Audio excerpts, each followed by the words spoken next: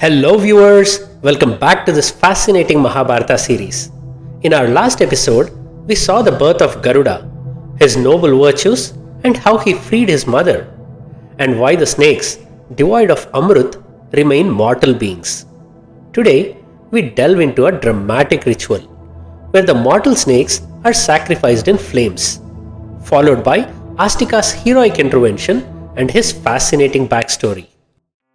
If you appreciate our work, please like and share this video with your friends and family. Subscribe to the channel and click the bell icon to get notified when we upload a new episode.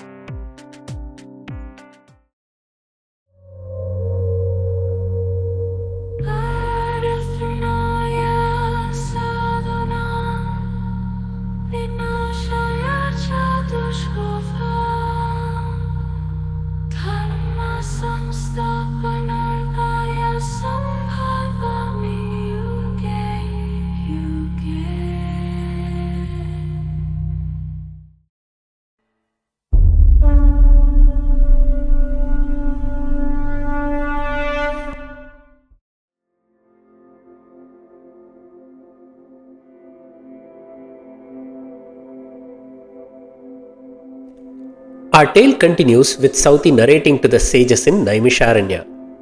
After Kadru cursed her children to burn in flames for disobeying her, they plotted to deceive Vinata so their mother could win the bet and possibly revoke her curse. They succeeded, and Kadru enslaved Vinata for 500 long years. But Adhi Sesha, the eldest of the snakes, disapproved of their treatment of Vinata and Garuda. He decided to leave his sinful family and atone for their misdeeds. Adhi Sesha performed severe penance, and Lord Brahma, the four-headed deity, appeared before him. Brahma praised Sesha's virtue and exempted him from his mother's curse, granting him immortality. Brahma then tasked Sesha with carrying and stabilizing the earth on his 1,000 heads, as the earth's soul was distressed by the increasing adharma in this world. Like Sesha, who dedicated himself to divine service, Vasuki, the second eldest of the Nagas, also played a crucial role. He helped the gods and asuras by offering his long and able body as a rope to churn the ocean. The gods thanked him with the gift of immortality. Unlike Sesha, however, Vasuki remained closely tied to his Naga family and was deeply concerned about their fate. Vasuki gathered his brothers to find a way to escape their mother's curse. Most of them were indifferent, thinking they could figure it out when the time came. However, one snake, Ilapatra, shared a prophecy he overheard from Lord Brahma. According to the prophecy, a sage named Jaratkaru would marry their Naga sister, also named Jaratkaru, and their son Astika would save the righteous snakes during King Janamajaya's snake sacrifice. This revelation filled Vasuki with some hope. Many years passed, and a rishi of the Yayavara clan, renowned for his deep spiritual knowledge and ability to traverse different realms, was journeying through the spirit world. During his travels, he encountered a group of rishis hanging upside down, enduring a severe punishment. Moved by their plight, he approached them and inquired how he could help. The spirits revealed they were from the Yayavara clan and were suffering due to their descendant Jaratkaru. Their spirits were being punished because their descendant was going against the teachings of the Vedas, which mandated every person to either take up sannyasa or get married and have children to ensure the civilization continues to grow and thrive. Realizing his mistake, the rishi admitted that he was indeed Jaratkaru, the very descendant they spoke of. He vowed to break his celibacy and marry a suitable girl to free his ancestors from their suffering. News of this reached Vasuki, who eagerly offered his sister Jaratkaru's hand in marriage to the rishi.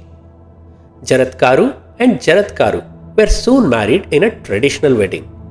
The union soon blessed them with a son named Astika. Astika inherited his father's radiant aura and received his education from Pramati, a descendant of Brigu.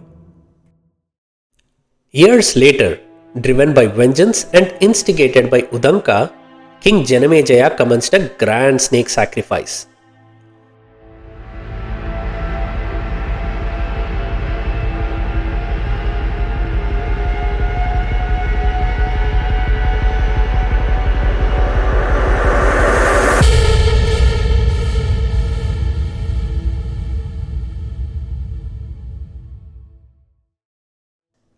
Many Brahmins and sages, including Veda Vyasa, attended the ritual. As it progressed, the Brahmins recited mantras, causing snakes of all shapes and sizes to fall into the sacrificial flames. Witnessing this mass slaughter, Vasuki rushed to his sister and urged her to send Astika to stop the extermination. Meanwhile, Takshaka panicked and sought help from Indra. Indra, unable to intervene directly, could only hope that Astika would arrive in time to stop the ritual. In the midst of this grand ritual, with hundreds of snakes dropping from the skies into the flames, Astika arrived. He greeted King Janamejaya and introduced himself as the son of sage Jaratkaru and a disciple of Pramati. Astika praised Janamejaya for his righteous rule and compassion towards his people. He compared him to legendary kings like Yudhishthira, Bhagiratha, Dasaratha and Lord Rama. Astika went on to say that this yajna Janamejaya was performing was unprecedented and rivaled the yajnas performed by the greats like Lord Brahma, Nala, Yudhishthira and Lord Krishna himself. Impressed by Astika's words, Janamejaya offered to grant him a wish. To Janamejaya's surprise, Astika humbly wished for the yajna to stop. He explained that yajnas are meant for the well-being of all creatures, but this ritual was killing millions of snakes. He added that holding a grudge and acting out of vengeance is equivalent to drinking poison, which scars a person's soul forever. However, being compassionate towards fellow beings is like drinking Amruth. Astika wished for Janamejaya to drink this Amruth of compassion and remain immortal in the hearts of generations to come. He reminded Janamejaya that he had already killed hundreds of thousands of snakes to avenge his father's death and now requested mercy for the remaining snakes. Initially taken aback, Janamejaya saw the wisdom in Astika's words and ordered the sacrifice to stop.